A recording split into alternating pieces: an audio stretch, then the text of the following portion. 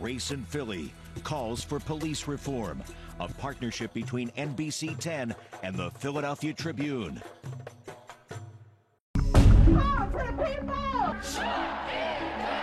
Calls for change. Who matters? What do we want? Justice! Fundamentally, it is about reducing the police budget.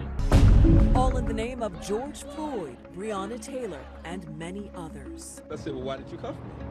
He said, we don't have to tell you that. From questionable policing techniques to hiring practices to funding, advocates say now is the time for action.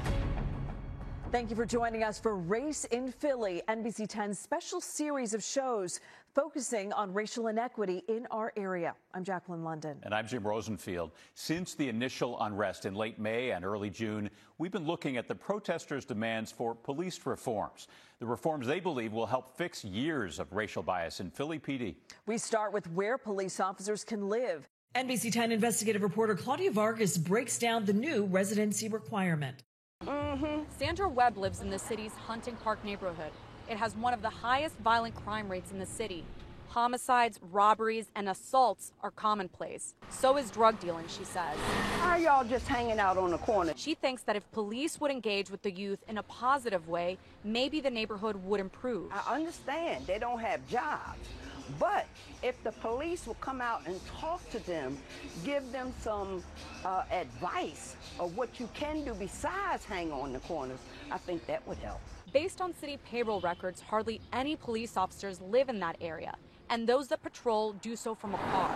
City council members voted 16-1 to mandate that anyone seeking city employment, including police, live in Philadelphia for at least 1 year prior. Because the mayor did not sign or veto the bill, it automatically became law. In a prior hearing, council members said the bill is about providing family-sustaining jobs to Philadelphians. By giving a leg up to Philadelphia residents when it comes to city jobs, we are doing a service to our citizenry.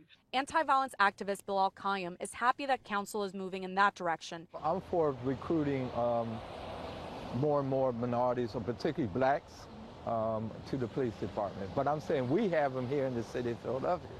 You know, Philadelphia is 46% of the population is African American. The police department was recruiting candidates from anywhere in the country. If hired, officers, like other civil service city employees, had 6 months to move into the city.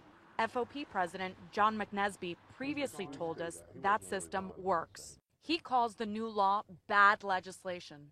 Be able to move outside. We were doing really well at African American colleges, universities, the military. He says limiting police jobs to just city residents will negatively impact recruitment, especially of minority candidates. They're just throwing things at the wall because they want to get their name on something. The NBC 10 investigators reviewed the demographics of the most recent graduating class of new police officers. Just over half of the 57 recruits were from Philadelphia. Several were from the suburbs, and some came as far as Florida and Chicago. Of that class, 69% are white, 18% are black, and 12% are Hispanic. Robert Kane, head of Drexel's criminology department, says there isn't research to show the effects of restricting recruitment to city limits. I think what they're going to find is it's going to limit their applicant pool to a huge extent. In a letter to City Council, Mayor Kenny says he agrees the city has to look at residency requirements as part of police reform, but he says this law goes too far. The mayor writes in part to sweep up all civil service positions, including non-police, in this push is an overly broad and irresponsible approach. It is also wholly unnecessary. It is unclear when the city will begin enforcing the new residency requirement. Back and forth. Back in Hunting Park, Sandra Webb thinks recruiting from within the city is a good thing, but believes there needs to be more social interaction between residents and officers before that can happen. If we had the police officers, you know, mingling with the neighborhoods and everything, maybe that would encourage some of the younger ones to want to join the police force. We turn our attention to a controversial police tactic. It took a lawsuit to see what Philly PD was doing with stop and frisk. In 2011, the ACLU of Pennsylvania settled with the city of Philadelphia, and the result is police have to collect and share stop and frisk data, and 9 years later, stop and frisk continues. NBC 10 reporter Aaron Baskerville explains why.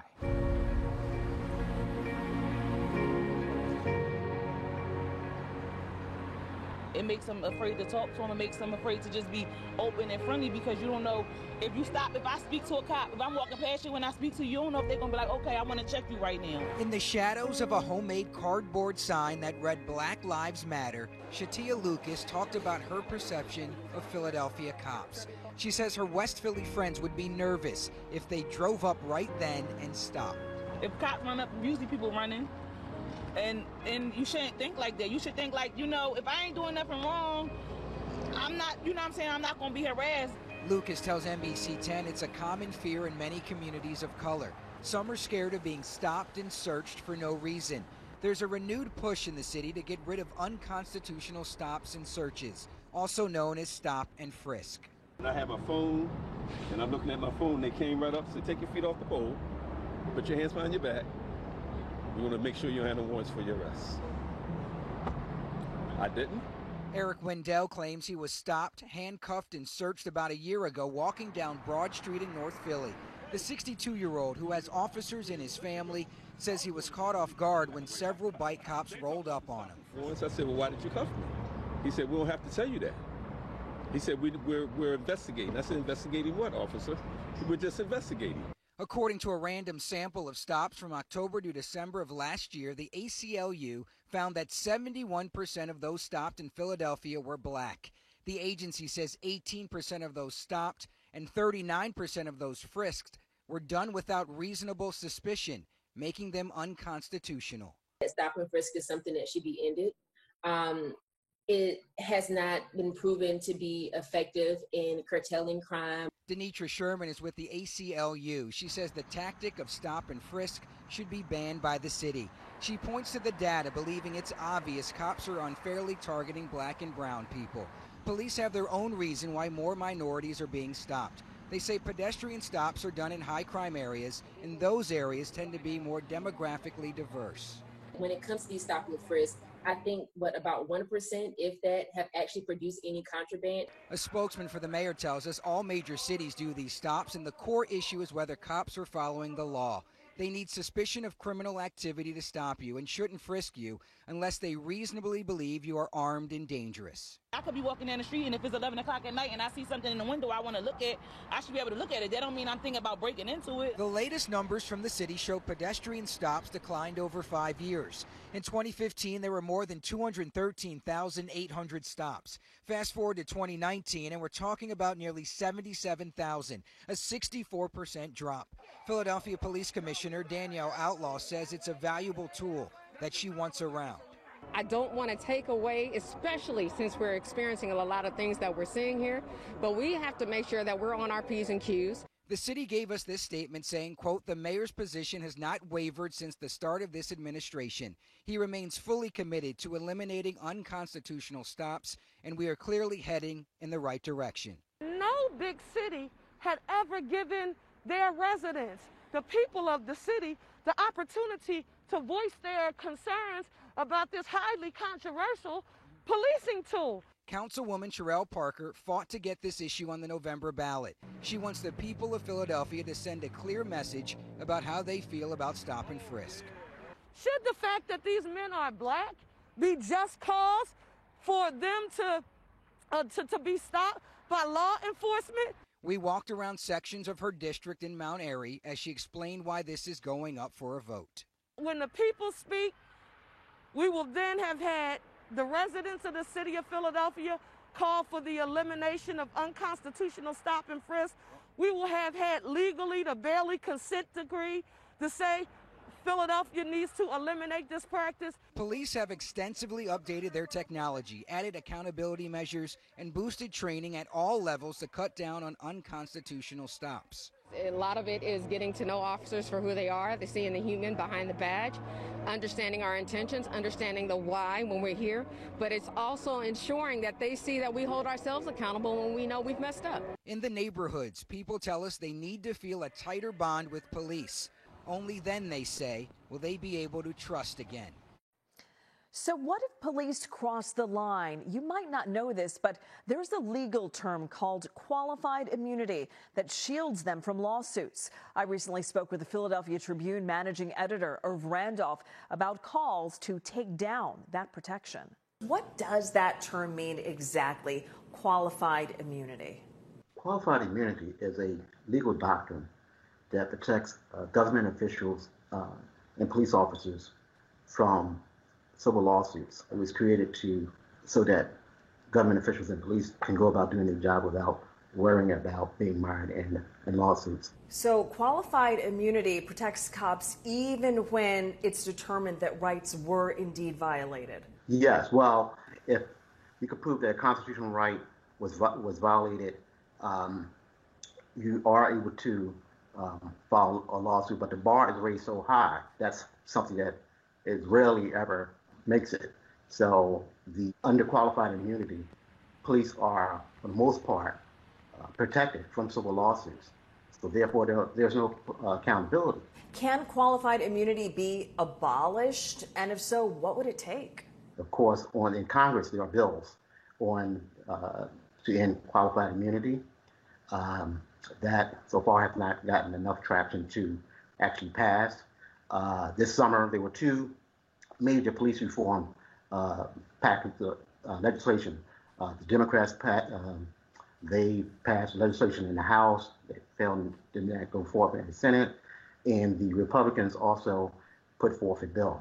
The Republican bill did not talk about ending qualified immunity. It had a number of other police reforms in it, training and banning chokeholds.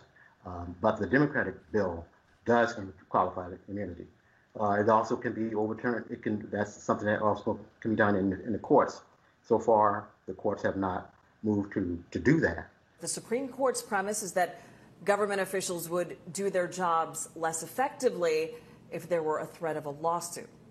Good policing and reform go together in also solving crimes, because you have to have the buy-in of the community to help cooperate with the police. Irv Randolph from the Philadelphia Tribune says there's a misconception that reform advocates are anti-police. He says they're not. They want better policing practices. And we'll be right back. Welcome back to Race in Philly. Calls for police reform. Reform advocates say we would get a better understanding of what happens during police stops, including stop and frisks, if every officer wore a body camera. NBC 10 investigative reporter Claudia Vargas is back with a look at body cameras in Philadelphia and why, if they're not used properly, the cameras are basically useless. That sound was the 8th baton blow to Juan Torres as he tried to evade police officers. The scene is captured on cell phone video and on surveillance cameras. The one place it wasn't captured on was the officers' body cameras. The officers feel so free to turn them on and off whenever they want. For his part, the arresting officer says he couldn't activate the camera because it got knocked off during the arrest. But Michael Mellon, a public defender, says the Torres case is an example of a widespread problem. We found that very few times were they following protocol, and there were numerous people that they were not documenting in their paperwork that they were stopping and searching. The Defender Association sent this memo to the PPD over what it says is the misuse of body cameras. The report focused on 60 cases in the 24th Police District in Port Richmond. The Defender dug into that district because of what it calls a pattern of complaints and unreliable testimony from officers. Some of the Defender's findings included no body camera video captured prior to a person being handcuffed, no paper trail to accompany the detainment of individuals, and at least one officer backed away and turned off his camera while another officer stomped a man. Philly PD declined to discuss the cases outlined in the memo.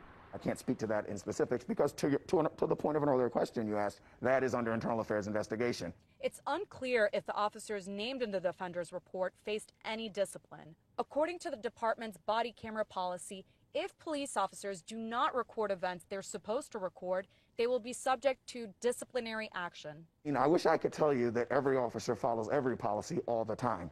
It might be a stretch, and I don't have data. The point is I don't have data to support whether there's an egregious abuse of this policy or egregious failure to follow this policy. Per to PPD's policy, cameras should be on when responding to a crime, when initiating any pursuit, when conducting any vehicle or pedestrian investigation, when initiating an arrest, when handling any protest or demonstration, and other instances. But even in cases when police officers do keep their cameras on, they may not be saving the video. It's an issue District Attorney Larry Krasner says keeps popping up. And in order for us to be able to use the body-worn camera, which may be very supportive of everything they're saying, we have to be able to locate it. At the end of their shifts, cops are supposed to place their cameras on a docking station. That automatically uploads all video content to a cloud system. If the video is not tagged or bookmarked for review, it will be deleted 60 days later. That means the DA or the Defender Association may never get access to some evidence. When we go to trial and everybody knows that there was a body-worn camera, but we don't have it to present at trial, it all by itself, that can create a reasonable doubt. It can make it very hard for us to win a case. Philadelphia used to keep all body cam video for at least 75 days, which lawyers say wasn't long enough. But the department changed its policy last year to 60 days. They say it's to match state law. Some departments, though, such as SEPTA, keep all video for at least 1 year. The other problem with Philly PD's body camera program is the lack of independent review and auditing. Philly PD doesn't have any full-time people dedicated to body cameras. Any oversight is left to district supervisors. Not a specialized unit specifically to check from a high altitude. Everybody's using it. It's still, again, to each command. Keener-Bruce says that any body camera footage that captures use of force by an officer is sent to Internal Affairs for review. He also says that defense lawyers can request footage and therefore provide some independent review. Getting police to release body camera video, that's another issue. Philadelphia's Police Advisory Commission tells us it has trouble getting access to the video. The public can request the release of recordings by using a state form, but authorities rarely grant that release. Up next, calls to defund the police. What does it mean, and will it lead to fewer officers on the streets? Welcome back. Race in Philly calls for police reform. More body cameras and training cost money, as do other police reforms. Yet there are calls to defund the police. What that means depends on who you talk to. Our Harry Hairston looks for a definition. If you look up the word defund in the dictionary, you will find a verb that means to withdraw funding from. But what does defund the police mean to the advocates calling for it and the people who would have to deal with any defunding? That's a good question. It's also a loaded question right now in this atmosphere. Fundamentally, it is about reducing the police budget. It means many things to many different people. Defund the police is absolutely ridiculous. Advocates of defunding the police like Salim Holbrook and Chris Henderson say at this point it's more about reallocating money from the police department to resources they believe will better serve the community. Moving it over to programs, violence prevention programs, youth education programs, more investment in public schools. Reducing the resources that go to the police, reducing what we ask the police to do. The advocates say some police calls, such as mental health and domestic disputes, don't always need a police response. They require someone with specific training officers usually don't have. Philadelphia Mayor Jim Kenney. If defunding the police means taking things that the police are responsible for now, like dealing with people addicted to drugs and homelessness and other things, and moving that money to other departments that can deal with them as a non-police matter, certainly that's something that we're very interested in doing. The mayor says the other reforms, such as body cameras and more training, cost money. And now isn't the right time to talk about having fewer cops on the streets. Considering the level of violence that we're dealing with and the level of guns that are available to people on our streets. I think really what it comes down to is that in order to cut the budget significantly, they are going to have to let some people go. It's not going to be possible to maintain the number of officers they have. The police budget in Philadelphia is $773 million. In the last 10 years, it's gone up around $200 million. Over those 10 years, homicides have mostly increased too. So the question is answered. Does more funding make you safer? The answer is no. So if you do the same thing over and over again and expect a different result, that is insanity. Councilman Curtis Jones says he and the council are open to reallocating public funds if it doesn't affect public safety. He says in this past budget, council made $33 million in reductions to police spending. It's just smoke and mirrors, unfortunately, for communities and people that were really demanding some type of change. Holbrook doesn't think the council went far enough. Eventually, he and other activists would like to see the police department abolished. People who are advocating abolishing police know that in order to do that, we're going to have to fundamentally change American society. And that's something that we are interested in doing. If defund the police means eliminating a police department, having no police on the streets, that's not going to happen in Philadelphia. Abolish the police department is absurd. That's all I can say. Police Union President John McNesby tells us all the talk of defunding or abolishing the police has hurt officer morale. These cops are out there doing the job, and they're making sure that people are safe and the community's safe, and they want to feel safe going to work. McNesby says protesters should sit down with city officials and have a dialogue instead of marching. They want to run around and do things around the city and cause havoc and shut down 676 and everything else. So they're misinformed, they're uneducated. He believes with the high homicide and shooting numbers, this is no time to defund police. But there's a group of people out there that are committing a lot of crime. They need to be arrested, they need to be put in jail, they need to stay there. With that, you need boots on the ground. I think the Philadelphia Police Department plays an important role as a partner in keeping my auntie safe. Councilperson Jones is all for looking towards other professionals to answer some calls that now go to the police, but not if there is a drop-off in public safety. When the homicide rate is going up as it is, I want to add an ounce of prevention, but I'm not throwing out the cure. But Jones says there might come a time when fewer officers are needed. If you have more people that are doing mental health and responding to those kinds of related calls, yeah, that's a possibility. Philadelphia Police Commissioner Outlaw believes there are certain duties that can be moved from the police department to other entities, and that those entities should also be funded. In a statement, Commissioner Outlaw tells NBC 10, I'm against any decrease in funding that would result in a reduction of our staffing levels and the equipment necessary to discharge our core duties. This conversation will continue, and we'll be following it. You can go to NBC10.com/Race101 to watch this entire show and find more stories and information about racial inequity and the push for change. Thank you for joining us for Race in Philly, Calls for Police Reform.